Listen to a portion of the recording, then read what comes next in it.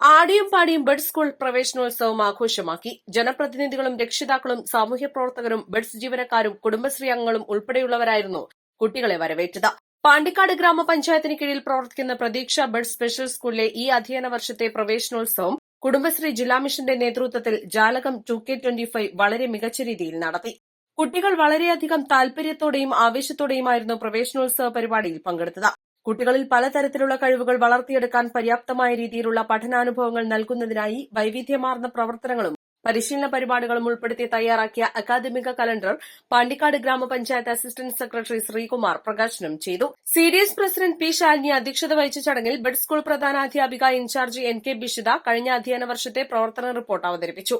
ഗ്രാമപഞ്ചായത്ത് അംഗങ്ങളായ P Suneer, NT Surendran, K Vijayakumari, Zubaida, BRC coordinator Shameem, ADS അംഗങ്ങൾ, PTA എക്സിക്യൂട്ടീവ് അംഗങ്ങളായ അബു, വിശ്വനാഥൻ എന്നിവർ സംസാരിച്ചു. East live Pandikkad.